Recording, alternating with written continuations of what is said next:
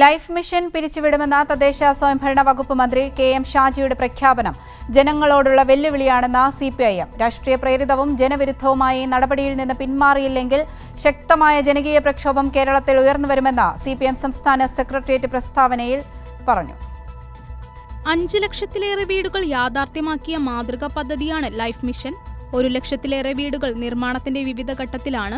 ഇതോടൊപ്പം മുൻഗണനാക്രമത്തിൽ അടുത്ത ഘട്ടത്തിൽ വീട് ലഭിക്കാനായി കാത്തിരിക്കുന്ന 2 ലക്ഷത്തിലധികം ഭൂമിയുള്ള കുടുംബങ്ങളുണ്ട്. ഇവരുടെ പ്രതീക്ഷകളെയാകെ തച്ചു തകർക്കുന്ന നടപടിയാണ് UDF സർക്കാർ സ്വീകരിക്കുന്നത്. ലൈഫ് മിഷനൊപ്പം മറ്റ് മിഷനുകളും പിരിച്ചുവിടുമെന്ന പ്രഖ്യാപനവും നാടിനോടുള്ള വെല്ലുവിളിയാണ്. കേരളത്തിലെ പച്ചപ്പ് തിരിച്ചുപിടിക്കാനും വൃത്തിയുള്ള കേരളം സാധ്യമാക്കാനുമുള്ള ഹരിത കേരള മിഷൻ, പൊതുവിദ്യാഭ്യാസ സംരക്ഷണ യജ്ഞം, സർക്കാർ ആശുപത്രികളുടെ വികസനത്തിനായുള്ള ആർദ്ര കേരള മിഷൻ എന്നിവ പിരിച്ചുവിടാനുള്ള നീക്കം UDFന്റെ കപട രാഷ്ട്രീയത്തിന്റെ പ്രഖ്യാപനമാണ്.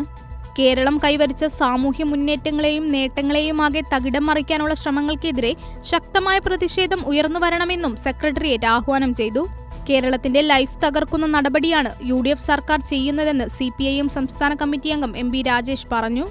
വീടിനായി പ്രതീക്ഷിച്ചു കാത്തിരിക്കുന്ന ലക്ഷക്കണക്കിന് കുടുംബങ്ങളുടെ കണ്ണീര് വീഴ്ത്തിയാവും UDF സർക്കാർ ഭരണം തുടങ്ങുന്നത്.